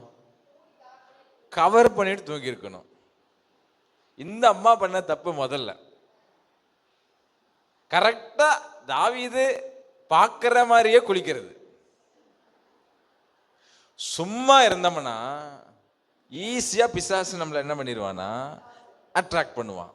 இந்த அம்மா மாத்த சும்மா நீங்க நினைக்கிற மாதிரி இல்ல. இது கேரக்டர் நீங்க பைபிள்ல படிச்சீங்கன்னா சிரிப்பா இருக்கும். தாவீது கூப்பிட்டோன்னே இவளும் போவாளாம், போய் சயனிப்பாலாம், அனுப்பினே இவளும் வந்துடுவாளாம். ஒரு வார்த்தை கூட ஏன் என்ன இப்படி பண்றேன்னு கேட்கல. அதோட புருஷன் செத்ததுக்கு அப்புறம் இலவு கொண்டாடிட்டு இருந்தான்னு இருக்கும். இலவுக்கு போறேன்னு சொல்றல, பைபிள் இருக்குது. இலவு கொண்டாடிட்டு இருந்தா, ஐயோ போயிட்டாரே, என் அத்தான் போயிட்டாரேன்னு கண்ணீர் விட்டு கதறா. எல்லாம் நினைச்சிட்டாங்க, ஐயோ இவ்வளவு அழகான பெண்ணுக்கு இப்படி ஒரு நேர்ந்த கொடுமையான்னு. அடுத்த ஒரு கால் வருது, தாவீது பேசாம எனக்கு மனைவி ஆயிருன்னு உடனே பெட்டி படிக்கலாம் கிடைக்க போயிட்டான். என் நாயகனே, அப்படிதான் இருக்கு. தன் நாயகனுக்காக இலவு கொண்டாடி கொண்டிருந்தால் இருக்கு. யாருக்கு? உரியாவுக்காக இலவு கொண்டாடிட்டு இருந்தாலாம். தாவீது கூப்பிட்டோன்னே எந்திரிச்சு போயிட்டா. அப்ப இவன் உண்மையாலுமே இவளுக்கு நாயகனா இருந்திருக்கானா? இவளுக்கு அவளும் அந்த அளவுக்கு ட்ராப்ல மாட்டிக்கிட்டான் தாவீது. வேற ஒன்றும் இல்லை, இது பெரிய ட்ராப். அழகா வஞ்சிக்கப்பட்டுட்டான். ஏன் அப்படின்னா யுத்தம் பண்ண வேண்டிய காலத்துல, ராஜாக்கள் போய் யுத்தம் பண்ண வேண்டிய காலத்துல தாவீது போகாம விட்டதுனாலதான் வந்த வேண. ராமேன்னு சொல்ல மாட்டீங்கள? சரி, இது ராஜாக்கு. நமக்கு ராஜாவுக்கு யுத்தம் பண்ண வேண்டிய காலத்துல யுத்தம் பண்ணாதனால இப்படி ஒரு ப்ராப்ளம் பத்சேபால் வழியாக வந்துருச்சு. நமக்கு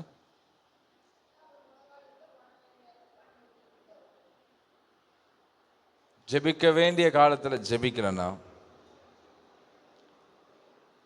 பத்சேபாலும் வருவா.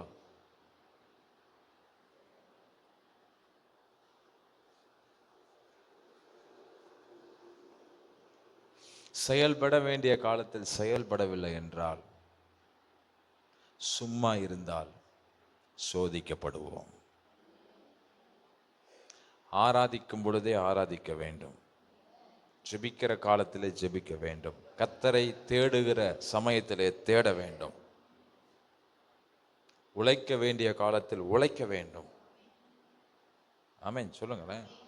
ஊழியம் செய்ய வேண்டிய காலத்தில் ஊழியம் செய்யணும். அதான் நான் சொன்ன ஆரம்பத்தில், இது ஒரு பாஸ்டருக்கு பேச வேண்டிய மெசேஜ். ஊழியம் செய்ய வேண்டிய காலத்தில் நீ உறங்கி கொண்டிருந்தால் நீ பாவத்தில் சிக்குவாய். ஒருவேளை நீங்களும் சபையோட ஊழியத்தில் கனெக்டடாக இருக்கனால புரிஞ்சுக்கணும். நீங்கள் நமக்கு எப்பயாவது ஊழியம் செய்யலாம், நம்ம எப்போயாவது ஆண்டவர் நமக்கு ஒரு டைம் வச்சிருப்பார், அந்த டைமில் ஊழியத்தை ஸ்டார்ட் ஆகணும். இதுதான் நீங்கள் செயல்பட வேண்டிய காலம். அறுப்பு மிகுதி, இது அறுவடையின் காலம். வேலை ஆட்களோ குறைவு. எனக்கு ஒரு டைம் வரும், கர்த்தர் என்ன பயன்படுத்துவார். இப்போ உன்னை வச்சிருக்கிறதே, இப்போ உன்னை சபையில வச்சிருக்கிறதே பயன்படணுங்கிறக்காக வச்சிருக்கார். உனக்கு இருக்கிற இந்த பலத்துல நீ ஊழியம் பண்ணு. எனக்கு ஒரு டைம் வரும், எனக்கு ஒரு அப்பாயின்மெண்ட் டைம் வரும், என்னை ஆண்டவர் ஒரு பெரிய ஸ்டேஜில் வைப்பாரு, அப்பா நான் சைன் ஆவேன். இது யுத்தம் பண்ண வேண்டிய காலம். வெளிப்படுத்தின விசேஷத்துல வருதில்ல, மரணம் நேரிடுகிறதா இருந்தாலும் தங்கள் ஜீவனையும் பாராமல் அவர்கள் ஆட்டுக்குட்டியின் ரத்தத்தினாலும் சாட்சியின் வசனத்தினாலும் சாத்தானை ஜெயித்தார்கள். ஜெயிக்க வேண்டிய காலத்துல நான் ஜெயிக்கிறேன்னு நினைக்காதீங்க. ஜெயம் ஜெயத்தின் காலத்தில் வராது, யுத்தத்தின் காலத்துல தான் ஜெயம் வரும். நம்ம நினைக்கிறோம் ஜெயிக்கிறதுக்கு ஒரு காலம் இருக்கு, அந்த காலத்துல ஜெயிப்போம். கடினமான காலத்துல தான் ஜெயம் பெற வேண்டும். ஜெயம் அப்பதான் வரும். எத்தனை பேருக்கு இந்த வேர்டு உங்களுக்கு ஊழியம் பண்ணுது? எத்தனை பேருக்குள்ள ஒரு உணர்வை கிண்டி விடுது? ஹல்லேலூயா. போக வேண்டிய இடத்துக்கு போகாம விட்டதுனால,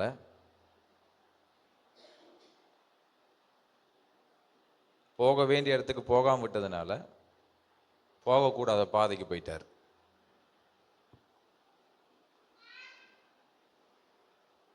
பைபிள் நல்லா படிச்சீங்கன்னா, ஆண்டவர் சாலமோனை வாக்குத்தத்தம் பண்ணல, ஆண்டவர் ஈசாக்க வாக்குத்தத்தம் பண்ணல. குமாரன், புத்திரன், அவ்வளவுதான். இவங்க வழியா அவங்க வழியா தான் வருவான் அப்படின்லாம் ஆண்டவர் எங்கேயுமே சொல்லலை. இவன் தான் அப்படி இல்லை. ஆண்டவர் தெரிந்து கொள்றார், ஒருத்தனை தெரிந்து கொள்றார். ஆனா அது இவங்க வழியா தான் வந்தாகணும்லாம் கிடையாது. அப்படி பார்த்தா எத்தனையோ மிஸ்டேக் நடந்திருக்கு பைபிள்ல. ஆண்டவர் ஒருத்தர் யோசிச்சிருப்பார், அவன் வழி விலகி போயிருப்பான், அடுத்து இன்னொருத்தனை தெரிந்து கொள்வார், அவனும் போயிருப்பான், அடுத்து டிராவலாகவே வரும் பாருங்க. நம்ம நினைக்கிறோம், நீங்க இப்படி கூட யோசிக்கலாம். எப்படின்னா, பாஸ்டர் சாலமோன் தாவீது உயிரோ, தாவீது முன்னமே, அதாவது இந்த சப்ஜெக்டுக்கெல்லாம் முன்னமே பாருங்க, பாவம் செய்யறதுக்கு முன்னமே தாவீது ஆலயத்தை கட்ட விரும்புவான். இந்த சப்ஜெக்டுக்கு முன்னாடியே தாவீது ஆலயத்தை கட்ட விரும்புவான். அப்பவுமே சொல்லுவாரு, நீ இல்ல உன் புத்திரன் தான் கட்டுவான், உன் குமாரன் தான் கட்டுவான் அப்படின்னு. ஒரு வேளை சாலமோன் வர்றதுக்காக ஆண்டவரே பச்சபால உள்ள அனுப்பியிருக்கலாம்ல அப்படின்னு நீங்க நினைச்சிடக்கூடாது. ஆமென் சொல்ல மாட்டீங்களே?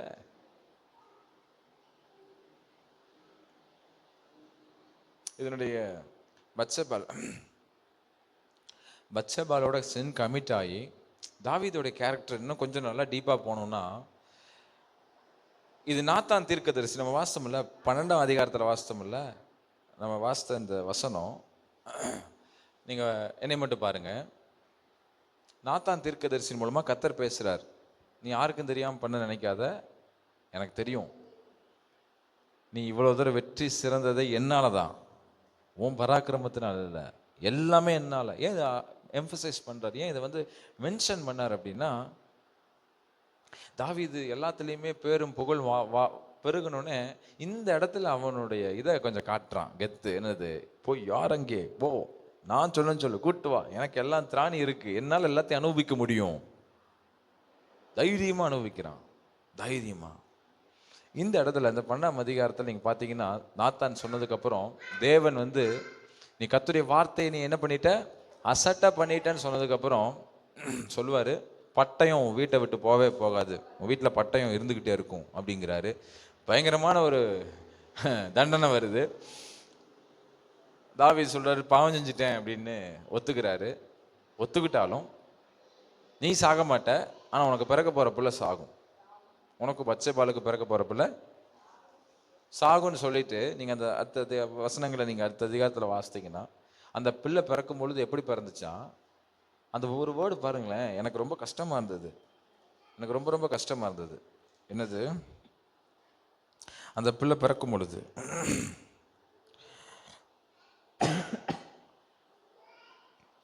15ஆம் வசனம் பாருங்க, 12ஆம் அதிகாரம் 15ஆம் வசனம். அப்பொழுது கர்த்தர் உரியாவின் மனைவி தாவீதுக்கு பெற்ற ஆண் பிள்ளையை அடித்தார். எப்படி இருந்ததா அந்த ஆண் பிள்ளை, எப்படி இருந்துச்சா?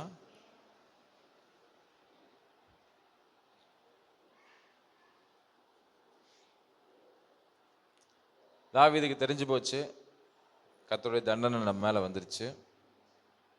நல்லா புரிஞ்சுங்க, கர்த்தருடைய தண்டனை.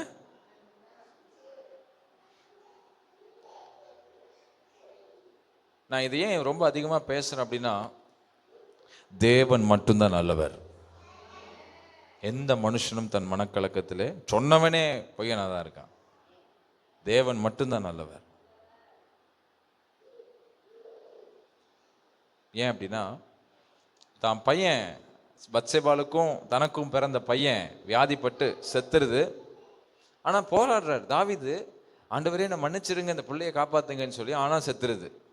செத்ததுக்கு அப்புறம் இந்த பத்சேபால் ரொம்ப வேதனைப்படுறா, இவனும் கொஞ்சம் வேதனையா இருக்கிறான். கொஞ்ச நேரத்துல என்ன ஆயிடுச்சு தெரியுமா? நீங்க வாசித்தீங்கன்னா, இது ஏன் இன்னைக்கு பேசுறாருன்னு எனக்கு தெரியல, பட் இருந்தாலும் உங்களுக்கு சரி ஓகே. பெற்று நீங்க ஞானத்தை அர்த்தத்தை புரிஞ்சு கொள்ளுங்க. 18ஆம் வசனம். 7ஆம் நாளில் பிள்ளை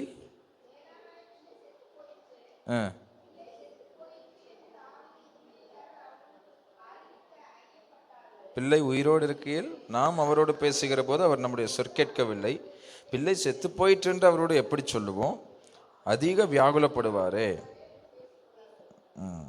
20வது வசனம். அப்பொழுது தாவீது தரை விட்டு எழுந்து ஸ்நானம் பண்ணி எண்ணெய் பூசிக்கொண்டு தன் வஸ்திரங்களை மாற்றி கர்த்தருடைய ஆலயத்தில் பிரவேசித்து பணிந்து கொண்டு தன் வீட்டுக்கு வந்து போஜனம் கேட்டான். அவன் முன்னே அதை வைத்த போது புசித்தான். ஐயா பாருங்க, ஐயா என்ன பண்றாரு? பிள்ளை செத்துருச்சு, வருத்தப்படுறாரு, இலவு கொண்டாடுறாரு. ஆனாலும் அதிலே துக்கத்திலே இல்லாமல் எந்திரிச்சு ஸ்நானம் பண்ணி எண்ணெய் பூசி நேராக சர்ச்சுக்கு போய் ஜோம் பண்ணி பணிந்து கொண்டு திரும்ப வந்து சாப்பிடும் செஞ்சுட்டார். தாவீது சாப்பிட்டு அப்பொழுது அவர்களுடைய ஊழியக்காரன் அவனை நோக்கி, நீர் செய்கிற இந்த காரியம் என்ன?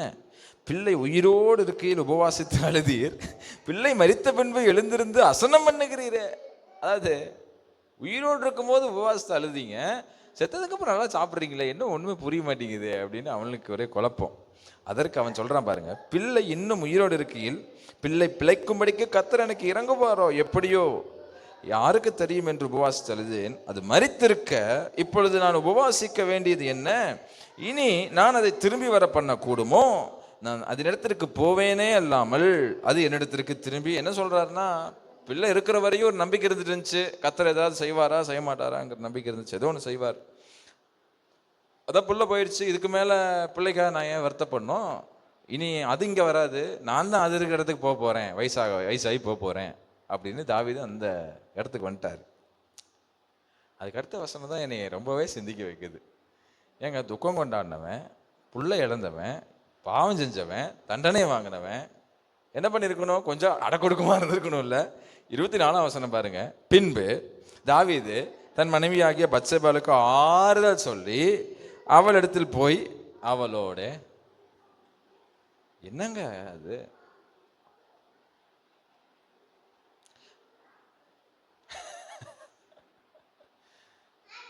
அதுக்காக நான் தாவீதை வந்து ஒரு மோசமானவராக நான் போர்ட்ரேட் பண்ண நினைக்காதீங்க.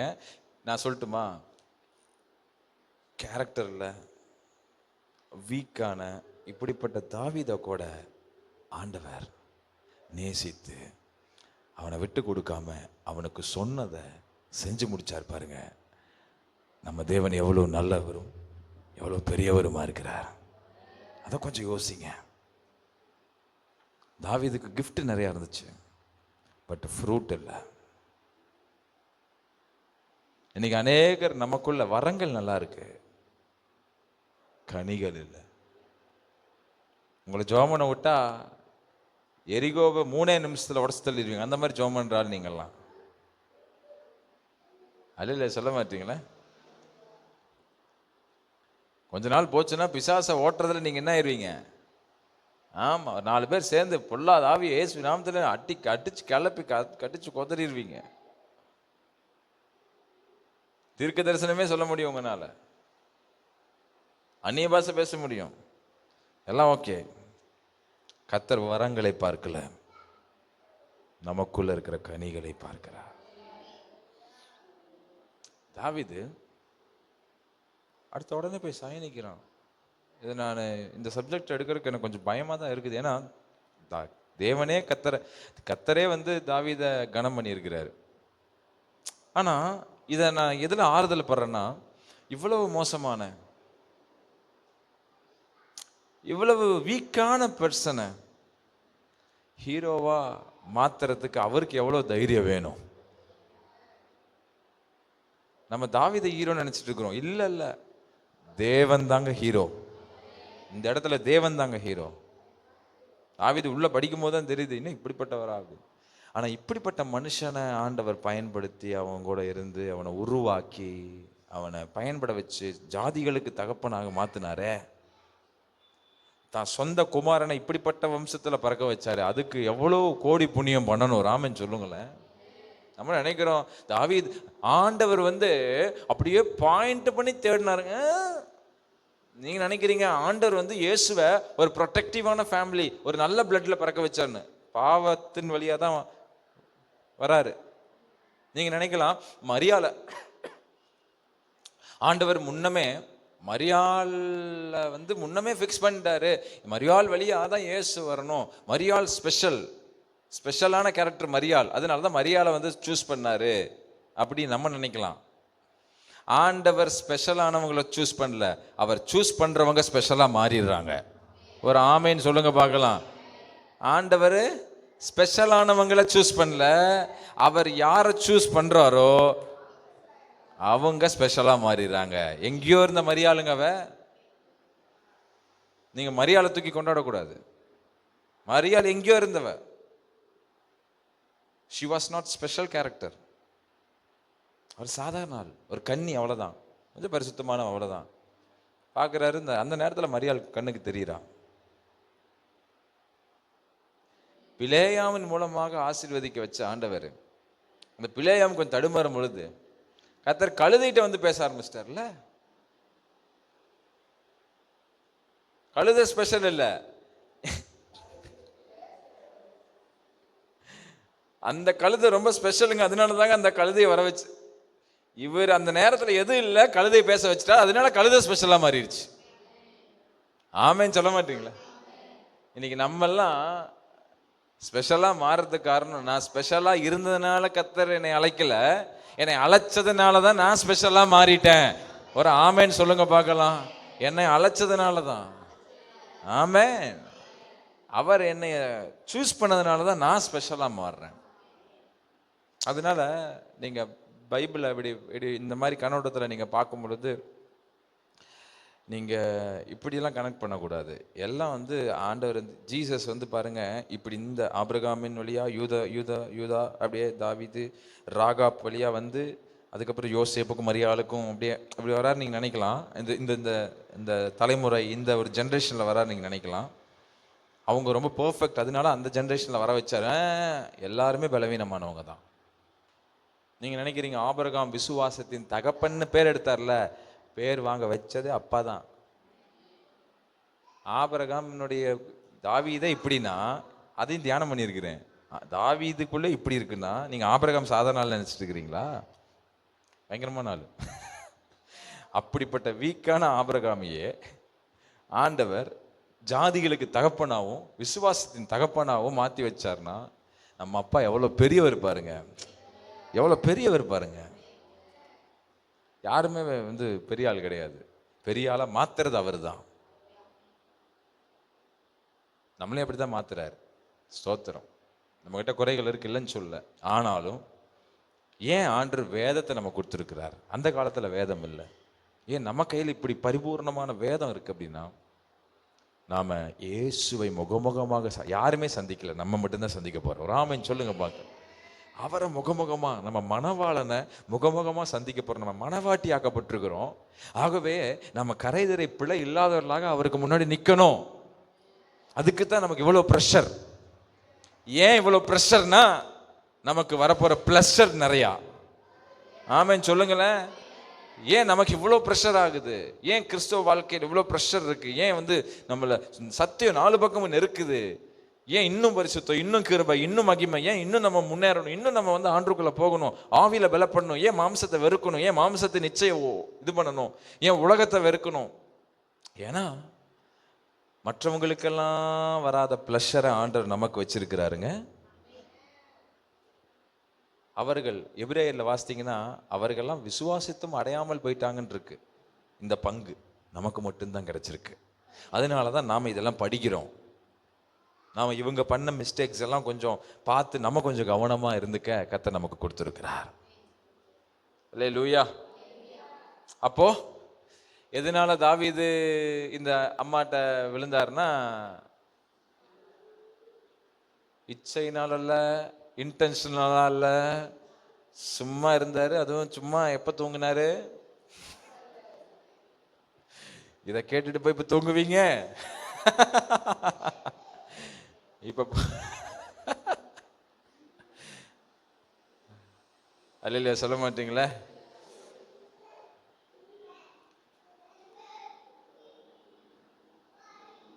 சரி, நான் மெசேஜ் கன்க்ளூட் பண்ணிடுறேன். 2 விஷயத்தை நான் உங்களுக்கு சொல்றேன். ஒன்று, நாம யுத்தம் பண்ண வேண்டிய சமயத்தில் கண்டிப்பா நாம யுத்தம் பண்ணித்தான் ஆக வேண்டும். எபேசியர்ல 6ஆம் அதிகாரத்தில் வருது, நமக்கு ஒரு போராட்டம் உண்டு, யுத்தம் உண்டு. அது இரத்தத்தினாலும் மாம்சத்தினாலும் அல்ல, ஆவிக்குரிய யுத்தம். அது ஆவிகளோடு யுத்தம். சிஸ்டர், ஆவிகளோடு யுத்தம் இருக்கு. உங்க கண்ணுக்கு தெரியலனாலும் உங்களுக்கு ஒரு பெரிய யுத்தம் இருக்கு. உங்க லைஃப்ல, உங்க வாழ்க்கையில் ஒரு பெரிய யுத்தம் இருக்கு. சில ஆசீர்வாதங்களை யுத்தம் பண்ணி தாங்க ஜெயிக்க முடியும். எத்தனை பேர் ஆமென் சொல்றீங்க? யுத்தம் இல்லாமல் ஜெயத்தை பெற முடியாது. நிறைய பேர் சொல்றாங்க இன்னைக்கு கிருபையில எல்லாமே கிடைக்குது அப்படின்னு சொல்றாங்க. சிலதை நான் ஏற்றுக்கொள்றேன். எஸ், எல்லாமே கிருபையில தான் கிடைக்குது. எல்லாமே ஆண்டவர் கிருபையில தான் கொடுத்திருக்கிறாரு. இலவசமாய் கிருபையினாலே நீங்கள் ரட்சிக்கப்பட்டீர்கள் இருக்கு. ரட்சிப்பே கிருபையால தான் வந்தது. நிறைய பேர் சொல்றாங்க. இன்னைக்கு எக்ஸ்ட்ரீம் லெவல் என்ன போயிட்டாங்கன்னா, எல்லாமே கிருபை கொடுத்துரும். என்னங்க எல்லாமே? நீங்க ஒன்றும் பண்ண வேணாம், எல்லாமே கிருபை பார்த்துக்கும். அப்புறம் எதுக்கு எபேசியர்? பிசாசின் தந்திரங்களோடு எதிர்த்து நிற்க நீங்க என்னவா இருக்கணும்? திராணி உள்ளவர். எல்லாமே கிருபை கொடுக்கணும், நான் எதுக்கு சண்டை போடணும்? பேசாம உட்காந்து இருந்தா கிடைக்கும்ல. நான் எதுக்கு ப்ரிப்பேர்ட் ஆகணும்? எனக்கே யுத்தம் வருது. சில ஆசீர்வாதங்கள் நீங்கள் யுத்தம் பண்ணி தான் ஜெயிக்க முடியும். வெளிப்படுத்தினல்ல நமக்கு என்ன நடக்க போகுதுங்கிறத முன்னாடியே ஆண்டவர் யோவான் மூலமா சொல்லிட்டார். அவர்கள் சாத்தானை ஜெயித்தார்கள், மரணம் நேரிடுகிறதா இருந்தாலும் தங்கள் ஜீவனையும் பாராமல் ஜெயித்தார்கள் இருக்கு.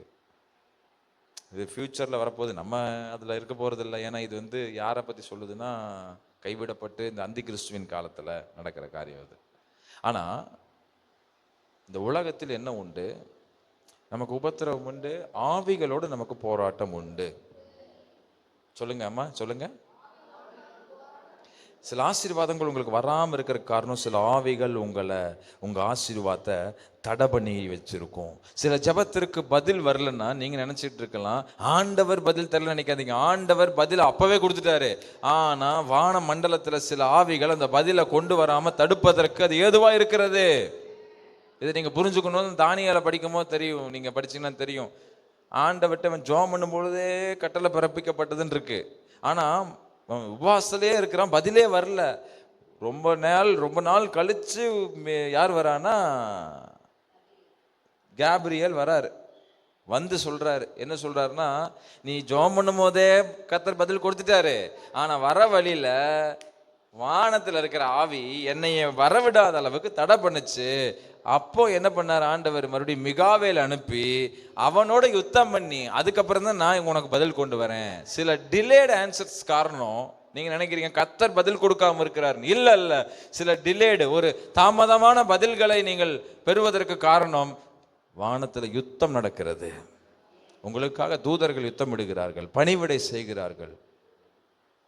அங்கே அவர்கள் யுத்தம் பண்ணுவதற்கு இங்கே தானியேல் யுத்தம் பண்ணினான் ஜெபத்துல. இங்க ஜெபம் பண்ணதுனாலதான், தொடர்ந்து உபவாசத்தினால்தான் மிகாவேலை அனுப்பினார். சும்மா இருந்ததா?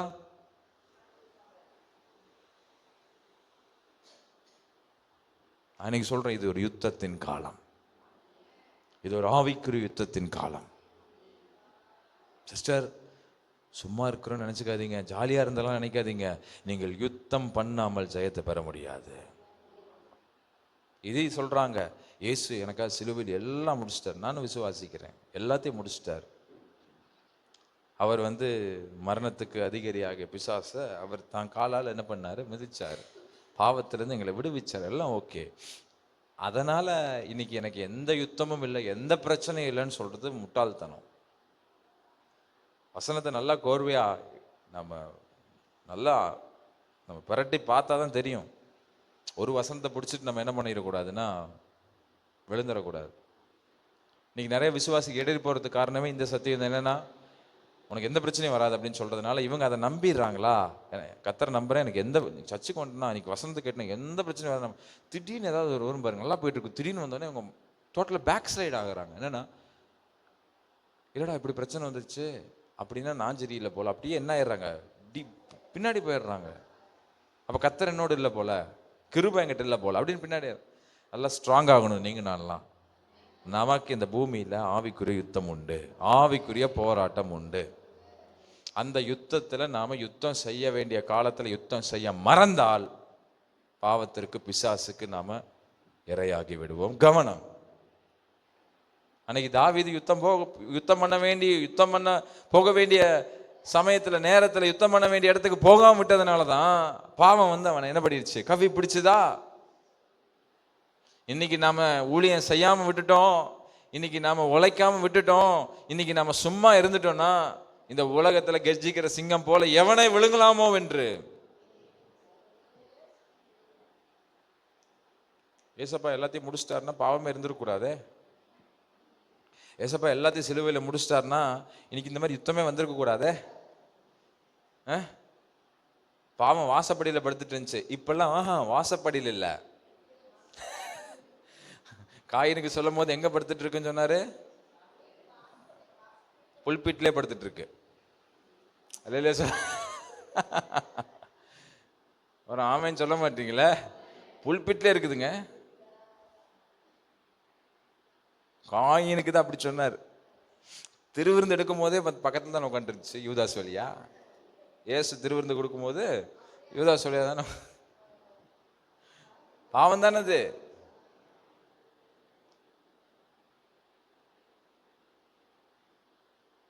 ஒன்று, நீங்கள் செயல்பட வேண்டிய இடத்தில் செயல்பட்டே ஆக வேண்டும். சொல்லுங்க.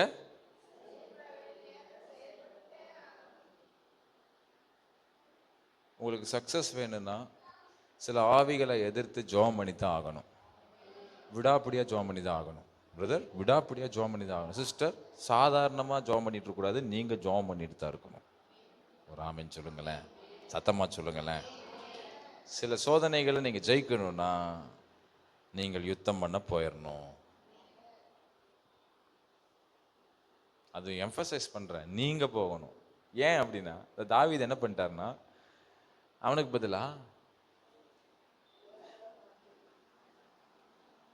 பதிலா யுத்தம் பண்றதுக்கு எல்லாரும் ரெடி பண்ணாலும் அவன் இல்லாம யுத்தம் ஃபுல்ஃபில் ஆகலை. நீங்க வேணா இந்த அதிகாரத்தை வீட்டில் போய் வாசித்து பார்த்தீங்கன்னா, 13வது 12 அதிகாரத்தை தாண்டி நீங்க வாசித்து பார்த்தீங்கன்னா, அதுக்கப்புறம் இந்த ரப்பாவையும் அம்மோனையும் முடிச்சு கொடுக்கறது யாருன்னா தாவீது மறுபடியும் போனதுக்கு அப்புறம் தான் முடிப்பான். அது வரை யுத்தம் நடந்துகிட்டே தான் இருக்கும். அதுக்கு முன்னாடி இவ்வளவு சம்பவம் நடக்குது. குழந்தை பெத்து, குழந்தை செத்து, கல்யாணம் பண்ணி ஒரு குடும்பத்தையே நடத்திட்டான். இத்தனை காலங்களா யுத்தம் நடந்துகிட்டே இருக்கு. அந்த யுத்தம் முடியல. அந்த யுத்தத்துக்கு அப்பவே போயிருந்தா யுத்தமும் முடிஞ்சிருக்கும், இவனும் பாதுகாப்பா இருந்திருப்பான். ஒரு ஆமேன்னு சொல்லுங்களேன். நான் இன்னைக்கு சொல்றேன், சில பிரச்சனைகள் இன்னும் உங்களை விட்டு போகாம இருப்பதுக்கு காரணம் நீங்க போய் உட்கார்ல, யுத்தம் பண்ணல, இன்னும் நீங்க உட்கார்ந்து ஜெபம் பண்ணல, நீங்க உட்கார்ந்து நீங்க செயல்படல. அதனாலதான் யுத்தமும் முடியல, நீங்களும் பாவத்திலிருந்து வெளியே வர முடியல, நீங்களும் பலவீனத்திலிருந்து வெளியே வர முடியல. வாழ்க்கையில சில ஆசீர்வாதங்களுக்காக போராடிக்கிட்டே இருக்கிறீங்க, ரொம்ப நாளா போராடுறீங்க, அந்த யுத்தம் முடிய மாட்டேங்குது. அது காரணம் நீ யுத்தம் பண்ணல. உனக்காக யுத்தம் பண்றதுக்கு 1000 பேர் அனுப்பலாம். இப்படி சொல்லட்டுமா, புரியுற மாதிரி சொல்லட்டுமா, உங்களுக்காக ஜெபிக்கிறவங்க 1000 பேர் இருக்கலாம், நீங்க ஜெபிக்காம யுத்தம் முடியாது. ஆமென் சொல்ல மாட்டீங்களே. எனக்காக அவங்க ஜெபம் பண்றாங்க, இவங்க ஜெபம் பண்றாங்க, எனக்காக இந்த கேர்சல்ல ஜெபம் பண்றாங்க, எங்க ஐயா ஜெபம் பண்றாரு, கால்ஸ்ல ஜெபம் பண்றாங்க, ஹீல்ஸ்ல ஜெபம் பண்றாங்க, ரெடீம்ஸ்ல ஜெபம் பண்றாங்க, எல்லாம் ஜெபம் பண்ணிட்டோம். அவங்கெல்லாம் உங்களுக்காக யுத்தம் பண்றதை விட நீங்க யுத்த களத்துல நிக்கணும். எத்தனை பேருக்குள்ள வேர்டு ரிவீல் ஆகுது? லைட் அடிக்குதா இல்லையா? அடிக்குதா இல்லையா? ஆமா, ஜெபங்கிறது ஒரு யுத்தம் தானே, ஊழியங்கிறது ஒரு யுத்த களம் தானே. நீங்க ஊழியம் செய்யாம சுவிசேஷம் தேசத்துல வராது. பாஸ்டர் ஊழியம் செய்யலாம், இல்ல பாஸ்டர்ஸ் ஊழியம் செய்யலாம். விசுவாசி நீங்க சபையோடு இணைஞ்சு ஊழியலோடு இணைஞ்சு ஊழியத்துல சப்போர்ட்டிவா எழும்பாம தேசத்துல ரட்சிப்பை பார்க்க முடியாது. நீங்க ஊழியத்துல இணையலாம், நல்லா புரிஞ்சுக்குங்க. நீங்க யுத்தத்துக்கு வரலன்னா, இப்படி சொல்றேன், ஆசீர்வதிச்சு உங்களை அனுப்புறேன். நீங்க இந்த ஊழி யுத்தத்துக்கு வரலன்னா, சும்மா உலாத்திக்கிட்டு இருப்பீங்கன்னா பச்சை பாலை பார்த்துருவீங்க. அப்புறம் அல்லேலூயா சொல்ல மாட்டீங்க. ஆமென். எத்தனை பேர் யுத்தத்தின் காலத்துல நானும் யுத்தத்துக்கு வரேன்னு சொல்றீங்களா? சோ இன்றைக்கு ஆண்டவர் உங்களோட பேசுகிற காரியம், இது யுத்தத்தின் காலம். இது சும்மா இருக்கிற காலம் அல்ல. இது நீங்கள் ஜெபித்து ஜெயம் எடுக்கிற காலம். சபையே, இது ஜெபிக்கிற காலம். உங்கள் விசுவாசத்தை பயன்படுத்துகிற காலம். ஆவியின் பட்டயமாகிய வசனத்தை பயன்படுத்துகிற காலம் இது. கர்த்தர் என்ன ஆசீர்வதிக்கட்டும் ஆசீர்வதிக்கட்டும் சர்ச்சுக்கு வரக்கூடாது. நீங்க கேட்கலனாலும் உங்களுக்கு ஆசீர்வாதம் வந்துடும். நீங்க ஆண்டவர்ட்ட கேட்கலனாலும் உங்களுக்கு ஏற்றதை கர்த்தர் கொடுத்துருவார். நான் சிலது இன்னும் வராமல் இருக்கு, சில காரியங்கள் இன்னும் மேன்மையானதை அடையாமல் இருக்கணும், இன்னும் நம்ம சில யுத்தங்கள் இருக்கிறோம்னா, கண்டிப்பா நீங்கள் யுத்த களத்திலே நீங்கள் யுத்தம் பண்ண போயிடணும், வந்துடணும். சும்மா இருந்துடாதீங்க சிஸ்டர், சும்மா இருந்துடாதீங்க, சும்மா இருந்துடாதீங்க பிரதர்.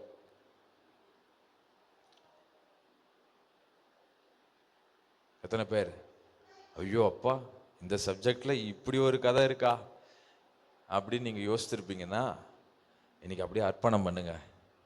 அப்படியே பைபிளை மூடி வச்சுட்டு ஒரு ஜெபம் பண்ணுங்க. ஆண்டவரே,